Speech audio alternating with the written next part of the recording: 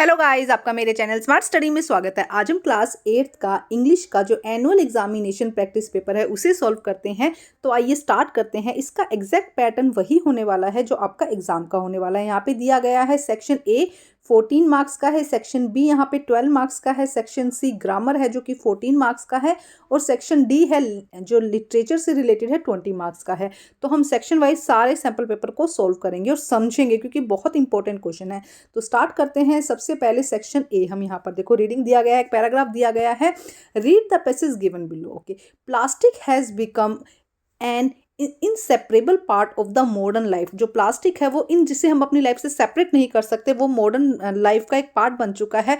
From packaging material, हाउस होल्ड items and the medical equipment and the automobile, plastic are use everywhere because they are light weighted, durable and inexpensive to produce. तो क्या कहा जा रहा है कि जो पैकेजिंग मटेरियल है हाउस होल्ड के प्रोडक्ट्स के लिए हम यूज़ करते हैं, अलग अलग चीज़ों के लिए यूज़ करते हैं क्योंकि ये लाइट वेट होते हैं, ड्यूरेबल होते हैं, कैरी करना आसान होता है और एक्सपेंसिव इनएक्सपेंसिव मतलब कि एक्सपेंसिव भी नहीं होते हैं। However there very qualities to make the plastic is so useful also we make a serious environmental threat. हालांकि इसका यूज़ हम अलग अलग जगह कर रहे हैं लेकिन ये एक हमारे एनवायरमेंट के लिए थ्रेट, एक डरावनी चीज़ बनी हुई है। Most of the plastic are non biodegradable. बहुत सारे प्लास्टिक ऐसे हैं जो नॉन बायोडिग्रेडेबल है, मतलब उन्हें हम रीजनरेशन नहीं कर सकते हैं। Meaning they do not decompose naturally, जो क्या है डिकम्पोज नहीं हो सकते। As a result plastic waste accumulate in landfill and ocean. इसकी वजह से क्या होता है, जो प्लास्टिक है वो एक्यूमुलेट जमा हो जाता है लैंडफिल पर, जो ज़मीन है, और ओशन पर, polluting soil water and energy. और क्या करते हैं, सोयल और वाटर को पोल्यूट करते हैं, प्रदूषित करते हैं। Sea animal often mistake plastic debris for food landing to severe harm of और डेथ। बहुत सारे जो सी एनिमल है, समुद्री जीव जो हैं, वो क्या करते हैं एज ए फूड के साथ इसको निगल लेते हैं, जिसकी वजह से क्या होता है उनको हार्म पहुंचता है या उनकी डेथ भी हो जाती है। Moreover the burning of the plastic release toxic, और प्लास्टिक को जब हम जला देते हैं तो टॉक्सिक गैसेज रिलीज होती है that contribute the air pollution and climate change. जो क्या करता है, एयर पोल्यूशन करता है और क्लाइमेट चेंज करता है। To address this issue, many countries to promoting recycling and encouraging the use of the biodegradable alternatives such as cloth, paper and jute। तो इसीलिए इस प्रॉब्लम को देखते हुए बहुत सारी कंट्री ने या तो इसको रिसाइकिल किया जाए, प्लास्टिक ऐसा प्लास्टिक यूज़ किया जाए जो रिसाइकिल हो, या फिर क्लॉथ, पेपर और जूट को यूज़ किया जाए individually to can make a difference between the recycled single use plastic, resume container and choosing eco friendly product। तो क्या कहा जा रहा है, या तो ऐसे हमें इन जो सिंगल यूज प्लास्टिक है उसको क्या कर देना चाहिए, रिड्यूस कर देना चाहिए, यूज उसका कम कर देना चाहिए और उसकी जगह इको फ्रेंडली प्रोडक्ट हमको यूज करने चाहिए। While plastic continue to serve many human needs, हमारी बहुत सारी नीड को कंप्लीट करता है, पूरा करता है। It is essential to use responsibility, हमें इस रिस्पॉन्सिबिलिटी के साथ में इसको यूज करना चाहिए। A cautious shift towards sustainable practice can be ensured that convenience to plastic does not come to the cost of our planet Earth। हमारी मतलब प्लेनेट की जो हेल्थ है उससे बढ़कर हमें कुछ नहीं लेना है, प्लास्टिक को तो बिल्कुल भी नहीं लेना है।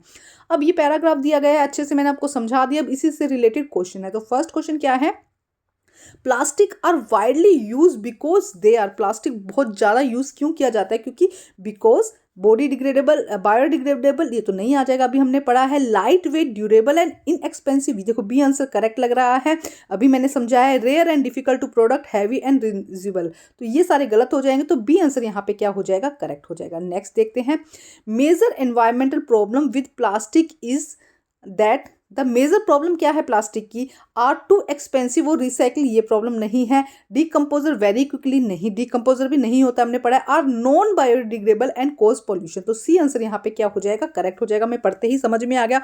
उसके बाद नेक्स्ट क्वेश्चन देखते हैं, what happened when sea animal consume plastic waste. क्या होता है जब सी एनिमल प्लास्टिक वेस्ट को कंज्यूम कर लेते हैं, तो हमने पढ़ा था किल हो जाता है। It help to digest food better, नहीं होगा ये answer. It often harm and kill them, वो क्या करता है उनको हार्म पहुंचाता है और किल कर देता है, तो ये आंसर यहाँ पे सही हो जाएगा। आगे के दो हम रीड ही नहीं करते, ठीक है। नेक्स्ट देखते हैं, according to the passage which of the following and eco friendly alternative to plastic. हम जो प्लास्टिक की जगह क्या इको फ्रेंडली यूज़ कर सकते हैं, steel, cloth, glass and rubber. तो क्लॉथ है, हम जो क्या कर सकते हैं यूज़ कर सकते हैं, पैराग्राफ में दिया गया था। उसके बाद नेक्स्ट क्वेश्चन देखते हैं, why it is important to use plastic responsibility, plastic को रिस्पॉन्सिबिलिटी के साथ में यूज़ करना क्यों ज़रूरी है। 2 मार्क्स का आंसर है, तो आइए देखते हैं इसका आंसर। तो देखते हैं इसमें क्या आंसर होगा। Because plastic pollute soil water and air, क्योंकि प्लास्टिक की वजह से soil water and air pollution होता है, हार्म एनिमल्स को हार्म होता है, एंड अफेक्ट ह्यूमन हेल्थ, और इसके अलावा ह्यूमन हेल्थ को भी क्या करता है, इफेक्ट करता है। So responsible use protect the environment, जिससे क्या होगा, हमारा जो एनवायरनमेंट है वो क्या हो जाएगा, प्रोटेक्ट हो जाएगा।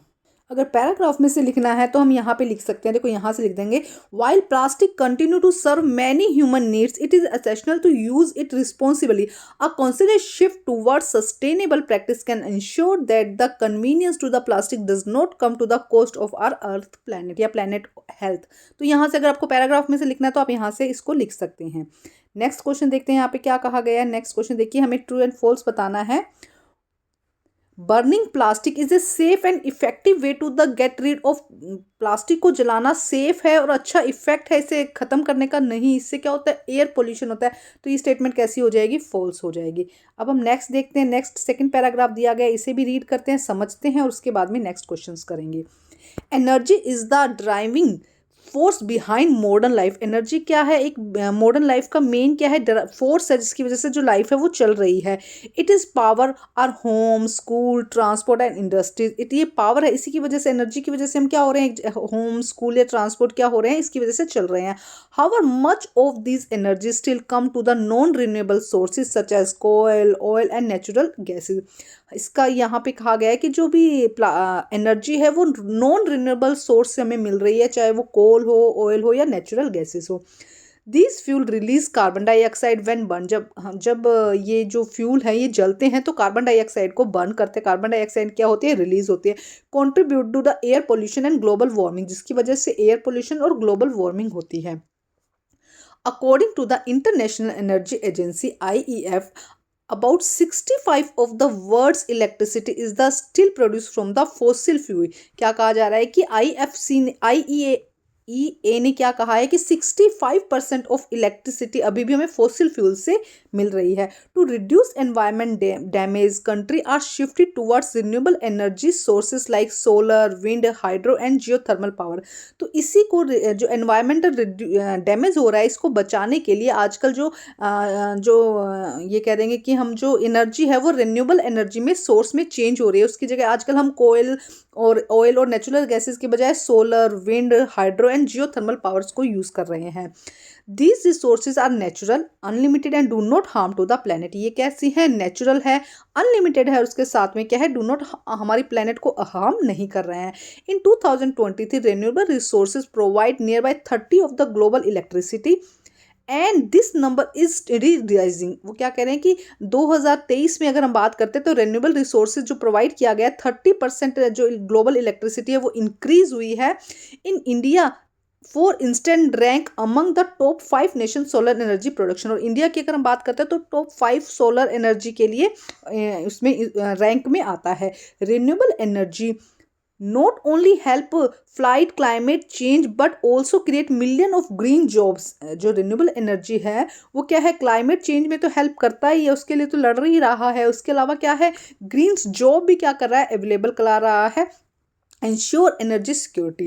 Students can contribute by conserving electricity, supporting clean and energy campaign and spreading awareness. Students भी इसके लिए क्या कर रहे हैं, conserving electricity support कर रहे हैं और awareness को फैला रहे हैं। A world powered by renewable energy promise a cleaner, safe and more sustainable future of the generation to come. आज का जो वर्ड है वो क्या कर रहा है, रिन्यूएबल की तरफ टर्न होता जा रहा है, तो इससे क्या प्रॉमिस मिल रहा है कि आने वाला टाइम क्लीनर होगा, सेफ होगा, मोर सस्टेनेबल होगा फॉर फ्यूचर जनरेशन के लिए। हमने पैराग्राफ रीड कर लिया, 7 मार्क्स का है। क्वेश्चन नंबर 1 देखते हैं, what percentage of the world's electricity still come from the fossil fuel, fossil fuel से कितना इलेक्ट्रिसिटी अभी आ रहा है, तो हमने देखा था आंसर था C65। Which of the following is a not a renewable energy sources, इनमें से कौन सा रेन्यूएबल सोर्सेज नहीं है। नोट पर ध्यान देंगे, सोलर, विंड एंड हाइड्रो तो कैसे हैं, रेन्यूएबल हैं, लेकिन कोल कैसा है, नॉन रेन्यूएबल। तो सी आंसर यहाँ पे सही हो जाएगा। उसके बाद में what is the major benefit of renewable energy, renewable energy का मेजर बेनिफिट क्या है। इट इंक्रीज पॉल्यूशन, बिल्कुल नहीं। It create green jobs and reduce carbon emission, B answer हो जाएगा। It expensive and limited and it harmful environment, तो B answer देखो यहाँ पे सही होगा कि ग्रीन जॉब्स दे रहा है, इसके अलावा कार्बन जो पोल्यूशन हो रहा है उसको कम कर रहा है। नेक्स्ट देखो क्या कहा गया, in which year did renewable resources provide 30% of the global electricity, अभी हमने पढ़ा 2023, तो बी आंसर यहाँ पे करेक्ट हो जाएगा। Why are, question number 5 2 marks का है, why are renewable energy resource consider better than the fossil fuel, जो रिन्यूएबल एनर्जी है जैसे सोयल, सोलर, वाटर, विंड, ये सब ये फॉसिल फ्यूल से बेटर कैसे है, तो आइए देखते हैं इसका आंसर।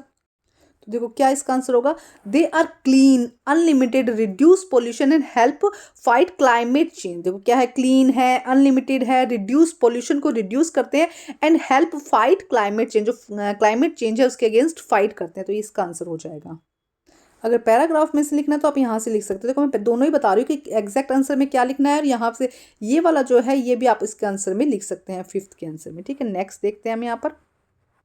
नेक्स्ट में देखो क्या कहा जा रहा है, fossil fuel are dash and cause serious pollution and climate change, तो fossil fuel are limited, fossil fuel कैसे है, लिमिटेड है। तो अनलिमिटेड क्या है, जो हम ये कह देंगे कि जो सोलर या विंड वाले जो हैं वो रिसोर्सेज कैसे, रिन्यूएबल रिसोर्सेज कैसे अनलिमिटेड है, लेकिन फॉसिल फ्यूल कैसा है, लिमिटेड। ये हमने यहाँ पे सेक्शन ए कंप्लीट कर लिया। अब सेक्शन बी है राइटिंग का पार्ट, तो पहले देखते हैं उसके बाद इनको सोल्व करेंगे। Using the following hints, write a complete story about 100 words given a suitable title. Okay. Sunny afternoon, playing a park, notice a walnut under a bench, open it and find cash and ID cards. Decide to find the owner and went to the nearby address, return to the walnut, or owner thank and bless felt happy for doing that right thing. देखो stories read करने से समझ में आ रहा है कि सनी नाम का कोई बच्चा है, शाम को खेल रहा था और वॉलेट, उसे एक पर्स दिखाई देता है, वॉलेट दिखाई देता है, वो उसमें आई कार्ड और कैश होता है, वो उसके आई कार्ड से एड्रेस लेता है, उसके घर पहुंचता है, उसको वापस करता है और सही जगह पहुंच जाता है। तो इसी को हम एकदम बस कुछ वर्ड्स ऐड करने हैं इसके यहाँ पे जहाँ पे पॉइंट ये ब्लैंक्स दिए गए हैं, और हम इसको स्टोरी बनाते हैं। तो आइए देखते हैं इसका आंसर। तो देखते हैं हम, देखो honesty is the best policy, हम इसमें लिख सकते हैं। One sunny afternoon, I was playing in a park, when I noticed a walnut under a bench। एक सनी आफ्टरनून था, उसने क्या कहा है कि I was playing in the park, मैं पार्क में खेल रहा था, and when I noticed a walnut under a bench, एक मैंने नोटिस किया कि एक वॉलेट देखो कहाँ से याद आ रहा है, वॉलेट क्या है, बेंच के नीचे है। Open it, I open it, मैंने इसे ओपन किया, एंड फाउंड कैश, और उसमें देखा कुछ कैश था एंड आई कार्ड था। I decide to find the owner, मैंने डिसाइड किया, I decided to find the owner. देखो सारा पास्ट टेंस में है, ये ध्यान रखेंगे आप, क्योंकि स्टोरी होती है हमेशा पास्ट टेंस में होती है, ठीक है। I decide to find the owner, the address was nearby, उसका एड्रेस उसने आई कार्ड में देखा जो कि नियर बाय था। So I went there and return to the wallet safely, मैं वहाँ पे गया और मैंने वॉलेट जो है वो रिटर्न सेफली कर दिया। The owner thanked me, owner ने मुझे थैंक कहा, एंड ब्लेस्ड मी, और blessed to my honesty. I felt very happy and proud doing this right things, मुझे बहुत अच्छा लगा और मैं बहुत खुश हुआ। देखो वही सारी स्टोरी है, बस कुछ कुछ जगह आपको थोड़े जो वर्ड्स हैं वो लगाने होते हैं, इससे बहुत ही ईजिली आपको नंबर मिल जाते हैं। इसके और में क्या है देखते हैं। इसके बाद इसके और में एक स्टोरी दी गई है, कुछ है उसको रीड करते हैं क्या दिया गया है। You recently went to a school trip in science museum, आप रिसेंटली साइंस ट्रिप के लिए एक ट्रिप पे साइंस म्यूजियम गए हैं। Write a diary entry in about 100 words, describe your visiting exhibit to you saw and what you learn and how the experience inspired you interest in science. देखो कि आप science के museum में गए हैं, उसके लिए आपको डायरी एंट्री लिखना है, उसके बारे में एक्सपीरियंस करके आपको बताना है कि क्या देखा और क्या वहाँ क्यों आप इंस्पायर्ड हुए साइंस के लिए, ये सब चीज़ें लिखनी है। तो आइए देखते हैं किस तरीके से कर सकते हैं हम। तो देखते हैं डायरी में किस तरह से लिखना है। पहले सबसे पहले डायरी में लिखने के लिए डेट लिखी जाती है, तो मैंने यहाँ पे 5 जनवरी लिख दिया। आप यहाँ पे आपको यहाँ पे डेट लिखनी है, जब भी आप ये जो अपना जब भी एग्जाम की डेट होगी वो आप उस दिन लिख दीजिएगा। फिर डियर डायरी, तो देखो ऐसे ही एग्जाम में आएगा, एक आपको स्टोरी आएगी, उसके और में आपको डायरी आएगा, ठीक है। तो स्टोरी भी ईजी होगी, डायरी भी आप लिख सकते हैं। Today I visited a science museum with my school, आज मैं साइंस एक म्यूजियम गया था, स्कूल विजिटेड किया था स्कूल की तरफ से। आई सा model of the solar system, मैंने सोलर सिस्टम देखा, रोबोट देखा, वर्किंग मशीन देखी। The science experiment were very interesting, जो साइंस एक्सपेरिमेंट वहाँ पर हुए वो बहुत ही इंटरेस्टिंग से थे। I learn about renewable energy and space science, मैंने वहाँ पर जो देखो कुछ आप इमेजिनेशन है कि आपने क्या देखा, तो आप वहाँ पे कुछ भी लिख सकते हैं जो भी आपको समझ में आता है साइंस से related. I learn about renewable energy के बारे में समझा और साइंस स्पेस के बारे में समझा। I visit increase my curiosity and inspired me learn to science with more interest, इसने मुझे क्या सिखाया, जब मैंने वहाँ पे विजिट किया तो मेरी जो क्यूरियोसिटी है साइंस को लेके वो बढ़ी और इंस्पायर्ड हुआ साइंस को लेके, साइंस में इंटरेस्ट मेरा और भी बढ़ा। It was educational and enjoyable experience, ये मेरे लिए एक एजुकेशनल और इंजॉयबल एक्सपीरियंस था। तो यहाँ पे कुछ भी इस तरीके का आप यहाँ पर लिख सकते हैं अपने शब्दों में, ये इजी शब्दों में था, इससे इजी भी आप और बना सकते हैं। अब देखते हैं नेक्स्ट। अब नेक्स्ट क्वेश्चन आता है क्वेश्चन नंबर 4, यहाँ पे भी ए एंड बी 2 पार्ट दिए गए हैं, 6 मार्क्स का है। देखो क्या है, यू आर रोहन और Rohini in green valley public school Varanasi, the fan and lights in several classroom are not working properly, make a difficult to the student to study comfortably. आप जिस स्कूल में पढ़ रहे हैं यहाँ पे नाम दिया गया है, कहा है कि यहाँ पे सर्वल क्लासेस के अंदर प्रॉपर जो है फैन एंड लाइट्स नहीं चल रहे हैं, डिफिकल्टी हो रही है कंफर्टेबल स्टूडेंट्स को पढ़ने में। Write a letter to the principal to about 100 words requesting him her to get electricity repair done by the earlier, कि जो इलेक्ट्रिसिटी है उसको रिपेयर कराया जाए। तो देखो ये सब चीज़ें आपको यहाँ पर लिखनी है। यहाँ पे फॉर्मेट दिया है, sender address, date, name, subject, madam, trouble, cause लिखना है, thank you and your name, ये सारी चीज़ें उसके अंदर मेंशन होनी चाहिए। 6 मार्क्स का। तो करते हैं इसका आंसर। देखो सबसे पहले to the principal green valley public school Varanasi, ठीक है। फिर सब्जेक्ट हमें लिखना था request to the repair of fan and light. उसके बाद में सर या मैडम जो भी लिखना है उसके अंदर, I would like to inform you that the fan and the lights in several classroom are not working properly. देखो वहीं से लाइन लेनी है कि बहुत सारे क्लासेस के अंदर लाइट और फैन जो है वो वर्क नहीं कर रहे हैं। Students are facing difficult to studying, students difficult कर रहे हैं स्टडी के लिए, specially during classes. I kindly request to arrange a electric repair at earlier, जितना भी जल्दी आप रिपेयर कर सकते हैं। देखो सारा क्वेश्चन के अंदर सब वहीं से उठा के आपको लिखना है उसके अंदर। उसके बाद थैंक यू एंड ओबीडियंटली, तो ये आपको आंसर लिखना था इसके अंदर और पूरा 6 मार्क्स आपको मिल जाएगा यहाँ पे। नेक्स्ट देखते हैं। नेक्स्ट देखो यहाँ पे बी में क्या कहा गया और है, राइट एक analytic paragraph about 100 words of the topic cause of the air pollution in city. Air pollution के बारे में कि कॉजेज क्या है एयर पोल्यूशन के इन सिटी के अंदर, उसके बारे में 100 शब्दों में आपको पैराग्राफ लिखना है। Use the data given in the support of analyse करने के लिए आपको यूज डाटा करना है। Highlight in which factor contribute the most of suggestion possible measure to control pollution, conclude with your view point. Okay, इन सब points को use करते हुए आपको एक पैराग्राफ लिखना है, एनालिटिक पैराग्राफ लिखना है, जिसके अंदर आपको कॉज ऑफ एयर पोल्यूशन के बारे में बताना है। तो आइए करते हैं इसको सॉल्व। तो हम यहाँ पर देखते हैं, थोड़ा सा छोटा है बट आप कोशिश करिएगा। Cause of the air pollution in city, ये ऐड कर सकते हैं आप। अब यहाँ से अब देखो, अब यहाँ पे हम लिखते हैं सबसे पहले, देखो क्या लिखना है हमको यहाँ पर, air pollution in the city serious environmental problem caused by the multiple factor, बहुत सारे फैक्टर्स की वजह से एयर पोल्यूशन हो रहा है।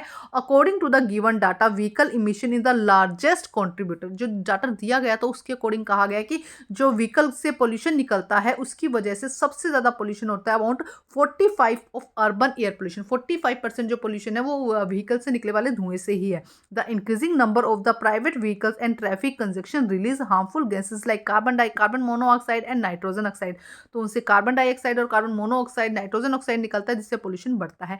Industry contribute 25 throughout the smoke and the chemical waste, while 15 comes to the construction dust and building sites। देखो क्या ये सब डाटा वहां से दिया गया है, उसी को आपको पेस्ट करना है एक के बाद एक। सबसे पहले का सबसे पहले कर दो कि ये सबसे ज्यादा करता है, उसके बाद में ये ऐड कर रहे हैं। Burning the garbage and add another 10%, relaxing toxin releasing toxin fume and the remaining 5% come to the other source. To control air pollution public transport should be promoted, public transport को promote किया जाना चाहिए। Industry must be strict emission norms and the construction site should be covered, garbage burning must be banned. देखो ये optional, आप लिखना चाहो तो लिख सकते हो, उन्होंने नहीं कहा, उन्होंने सिर्फ कॉजेज पूछे हैं।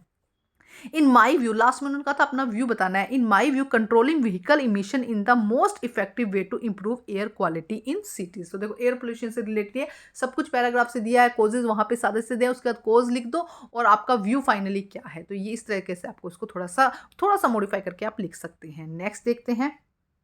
उसके बाद सेक्शन सी स्टार्ट होता है, ग्रामर का 14 मार्क्स का है।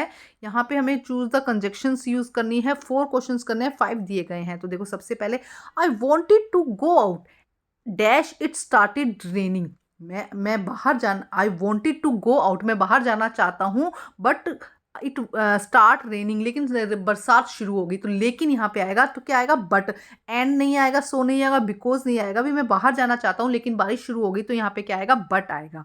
नेक्स्ट देखो, you can have ice cream dash cake after dinner. तुम्हारे पास में डिनर के बाद में आइसक्रीम है या केक है। और यहाँ पे क्या आएगा, और जब दो ऑप्शन सेम चीज के लिए दो ऑप्शन दिए जाते हैं कि यू कैन हैव आइसक्रीम और केक, तुम्हारे पास में आइसक्रीम या केक है आफ्टर डिनर, तो यहाँ पे क्या आ जाएगा, और। नेक्स्ट देखो, एक ही चीज के दो ऑप्शन होंगे ना तभी आ जाता है। He did not come to school, वो कल स्कूल नहीं आ सका dash he was ill, because he was ill. तो यहाँ पे डी आंसर आ जाएगा, because he was ill. Next देखो, dash he is young, he is very responsible. देखो इसी की तारीफ की जा रही है, हालांकि वो ये भी यंग है बट वो क्या है, रिस्पॉन्सिबल। तो although he is young, he is very responsible. The teacher praise him, teacher ने उसकी तारीफ की, dash he had work hard, क्योंकि उसने वर्क हार्ड किया है, तो because he had worked hard. Next देखते हैं, नेक्स्ट क्या कहा जा रहा है यहाँ पर।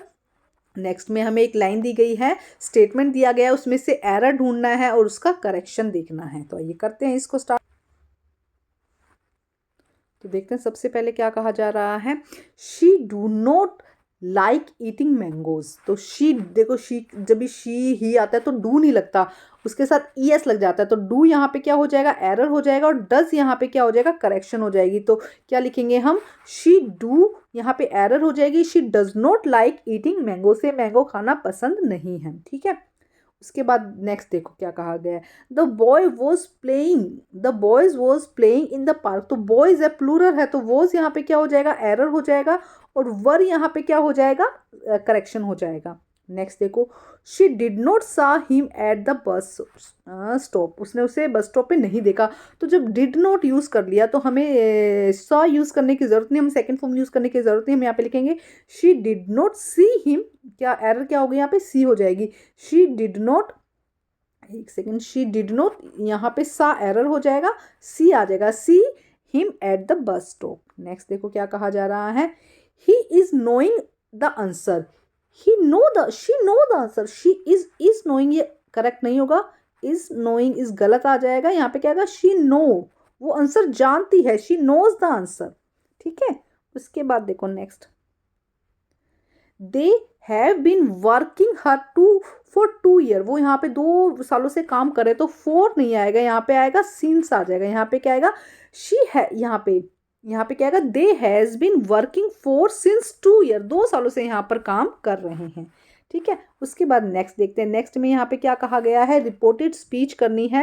यहाँ पे एक सेंटेंस दिया गया है जिसे रिपोर्टेड स्पीच में हमें कन्वर्ट करना है। रिपोर्टेड स्पीच आपको पता होगा कि सीधे शब्दों में ना आके के उसे तीसरा बंदा कहता है। रिपोर्टेड स्पीच में क्या होता है, 1 2 3, इसने इससे जो बात कही ये कहेगा कि इसने इससे कही, थोड़ा सा कंफ्यूजिंग का है रिपोर्टेड स्पीच का। तो आइए समझते हैं और करने की कोशिश करते हैं, थोड़ा सॉल्व करने की कोशिश करते हैं। The teacher said don't make noise, teacher ने कहा कि आवाज़ मत करो। तो इसे अब तीसरा बंदा बोलेगा तो कैसे बोलेगा, देखो, the teacher told them not to make noise, क्या आ जाएगा, B, the teacher said not to make noise, ये नहीं होगा। द टीचर टोल्ड, सेड को किस में कन्वर्ट कर देते हैं, टोल्ड में। द टीचर टोल्ड देम, किसे कहा ये भी बताना होता है, तो स्टूडेंट्स को के लिए हम क्या करेंगे, them, teacher told them not to make noise, की शोर मत करो। नेक्स्ट देखो, थोड़ा सा यहाँ पे समझना होगा आपको, he said I am reading a book, उसने कहा कि मैं बुक पढ़ता हूँ। तो अब इसे कैसे कहेंगे, ही said that, एक second, he told that, he was, लेकिन देखो और इसके अंदर टेंस कैसा बन जाता है, पास्ट टेंस बन जाता है। तो ही सेड दैट, उसने कहा, आई आई की जगह ही, देखो यहाँ पे क्या होगा, ये जो दोनों चीज़ें ना ये इससे कन्वर्ट हो जाएंगी। देखो क्या कहा गया, ही said that he was reading a book, उसने कहा कि वो बुक पढ़ रहा है। तो यहाँ पे क्या हो जाएगा, he said that he was reading a book, तो ए आंसर यहाँ पे आ जाएगा। नेक्स्ट देखो, mother said to the child, mother said to the child why are you crying, तो यहाँ पे क्या हो जाएगा, मदर आस्क, क्योंकि क्वेश्चन पूछा जा रहा है, तो mother ask the child, mother ask the child why was he crying, क्योंकि वो क्यों रो रहा है। तो थोड़ा सा ट्रिक है, अगर आपको इससे रिलेटेड कुछ क्वेश्चन सॉल्व करना है तो मुझे कमेंट करिएगा, मैं और भी इस तरीके के क्वेश्चन आपके प्रैक्टिस के लिए करवा दूंगी।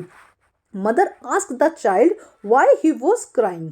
नेक्स्ट देखते हैं, Rohan said I will help you, तो Rohan said that he would help me, Rohan ने क्या कहा, Rohan said that he would help me. थोड़ा सा अगर ट्रिकी लग रहा है तो हम इनको आगे भी सोल्व कर लेंगे। उसके बाद नेक्स्ट देखते हैं क्वेश्चन, तो नेक्स्ट देखते हैं यहाँ पे फिलिंग द वर्ड्स, मोरल्स हमको करना है, you dash finish your homework before playing, you must, क्या आ जाएगा, you must finish your homework before playing, we dash help the poor and needy, हमें दूसरों जो पुअर है और नीडी है उनकी हेल्प करनी चाहिए। तो वी शुड, क्या आ जाएगा, we should help the poor and needy peoples. Third, I dash swim across the river easily, मैं स्विम करके रिवर क्रॉस कर सकता हूँ इजीली। आई कैन, क्या आ जाएगा यहाँ पे थर्ड पे, I can swim across the river easily. Next देखिए, dash I borrow your notebook for a day, तो परमिशन ले रहा है, तो may I borrow your notebook for a day.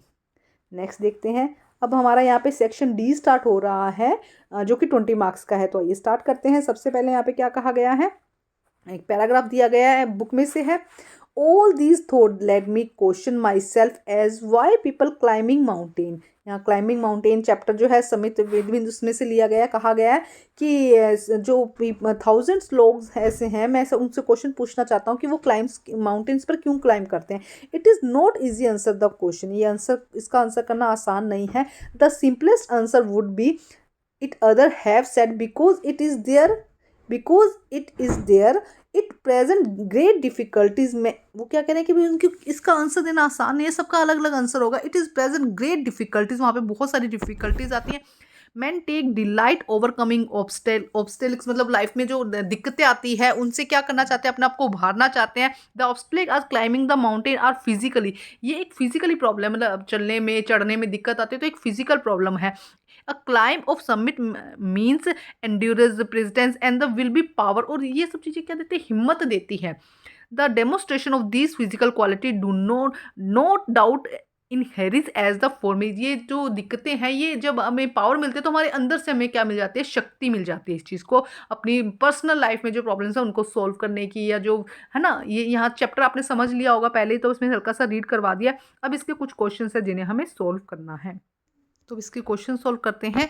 What question did the writer ask himself, क्या question पूछा था, तो यहाँ से देखो आ जाएगा व्हाई पीपल क्लाइंब माउंटेन, तो ये फर्स्ट का आंसर हो जाएगा। देखो यहीं से हम सारे आंसर यहीं से लेने की कोशिश करेंगे, तो फर्स्ट का आंसर ये हो जाएगा कि why people climb mountain.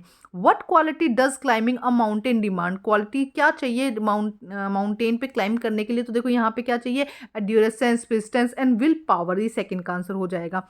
Third, how did the writer feel after demonstrating these physical quality, तो देखो third line, demonstration the these physical qualities no doubt auxiliary as they are also, यहाँ से third का answer हो जाएगा। State the true and false, the obstacle in climbing a mountain are mentally not physically, भी तो होता है ना, तो ये स्टेटमेंट कैसी हो जाएगी, मेंटली नहीं है, पहाड़ पर चढ़ना मेंटली ऑब्स्टेकल नहीं है, ये फिजिकल भी है, तो ये स्टेटमेंट कैसी हो जाएगी, false. Climbing a mountain present great difficulties, क्या आ जाएगा, उस पर चढ़ना बहुत ही मुश्किल है, तो डिफिकल्टीज का आंसर हो जाएगा। सारे आंसर हमने यहीं से कर लिए।